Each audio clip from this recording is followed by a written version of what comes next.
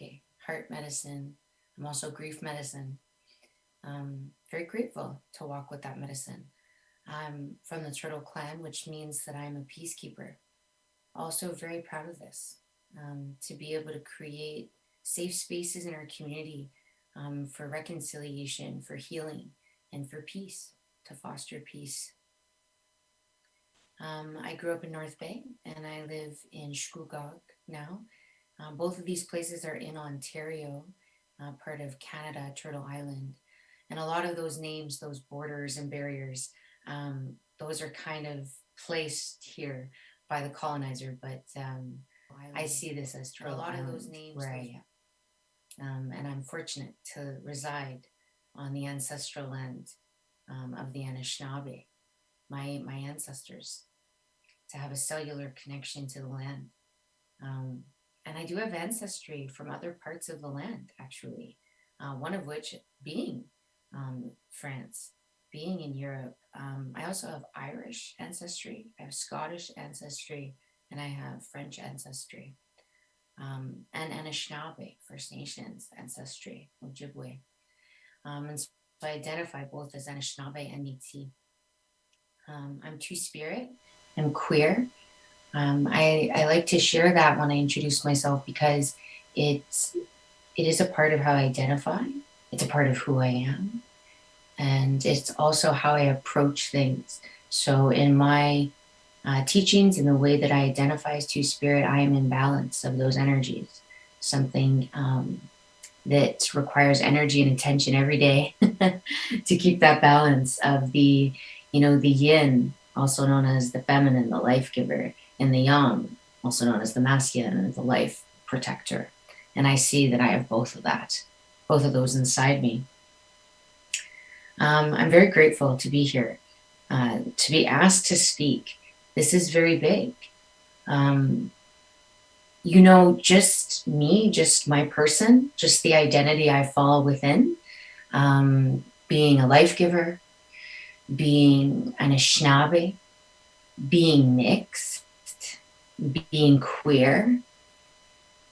I would say having all those beautiful parts of myself, all those gifts, for a long time and even now, sometimes means not being heard, not being given the space to speak, to share.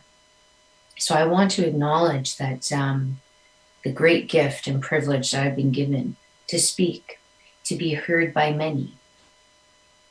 Given this opportunity often when I step on stage. And I don't take that privilege or that gift lightly. I see that when I'm handed that microphone, when I'm given 30 minutes or an hour sometimes, even 2, if you're doing an art festival like Nuit Blanche, which we have, and you're doing a 2-hour set, I'm being heard. I am told that I am enough, that what I have to say matters. And I just think about my relatives who didn't get to have that experience. What they had to say was important.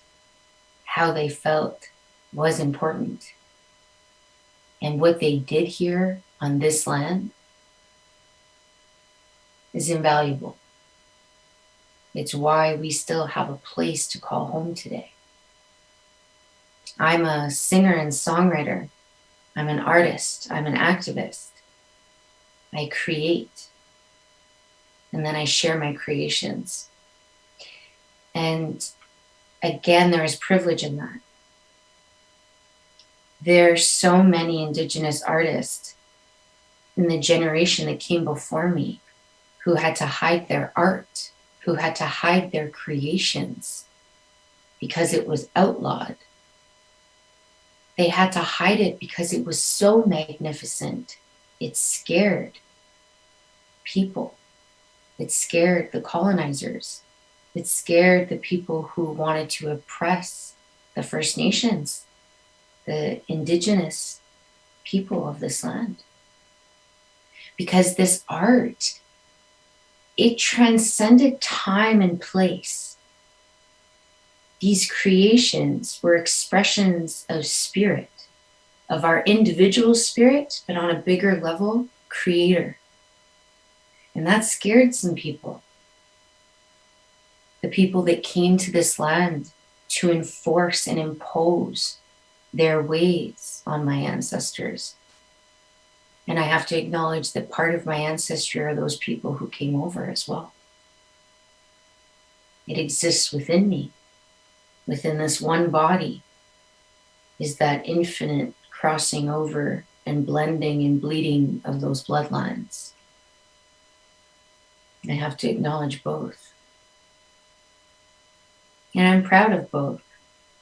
It's taken me a very long time to be proud of my European ancestry because I was raised by a mother who fortunately gave me the teachings, many teachings around the Anishinaabe ceremonies.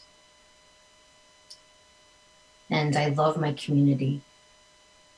And within my community, honoring those settler ancestries are sometimes very challenging. There's a lot of pain there. There's a lot of pain that was caused here on this land. And there are those artists I speak of who had to hide their work. Now their work is being shown. Now their work is being showcased and honored. People are learning from their work. It's really beautiful. Oh, I'm just going to see here. Yes. We do need to wrap up. Oh, yep. I suppose 3 spot. Okay, great. So I just need to wrap up by 3. That's no problem at all. And so for myself, I was just asked yesterday in an interview how I see myself as a performer. And I said, I don't even really see myself as a performer. I see myself as an artist. I see myself as a healer, someone who's learning to heal myself from what's happened here on this land. And when I step on stage, I think it is entertaining. I think it is captivating. But I do think on a very deep level, I'm not standing there to perform.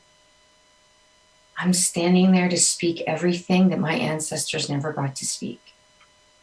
I'm standing there singing loud and proud and not hiding who I am for all the times they had to hide.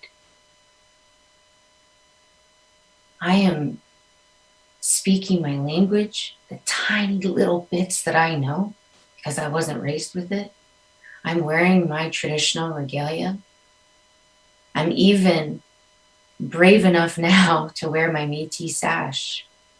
And I've been talking about how I was gifted it in my youth and I never wore it until now in my 30s. And when I put it on, I feel that segregation from my people. I feel the badge that I'm putting on myself saying I'm also settler, European ancestry. And I see the pain that it causes them. And I know it because I have to reckon that within myself, this mixed bloodline. And this idea, am I worthy to be on this land? Am I worthy to create on this land? Am I worthy of the highest quality of life when my ancestors did not get to have that experience? And the answer is yes. The answer is every single one of us is worthy of love, worthy of a beautiful, magical life filled with art and creation and expression. Every single one of us who has the great privilege to create, we do have homage and thanks and gratitude to pay to those who came before us. because we are standing on the stones that they laid down for us. And it is the artists who bring life, vitality, love back to people, back to community. Louis Riel, a great Métis leader, once said, "My people will sleep for 100 years. And when they awake, it will be the artists who give them their spirits back." And so I say Chimigwech to you, all of you, of all nations, all walks of life. When you create, you are closer to Creator, and you give us all a gift by sharing that with us. Thank you everyone for listening. Ekanagana, Kizakim. I love all my relations, all of you. And until we meet again, safe journeys to you all. Omapi. Recording stopped. Thank you, Aka.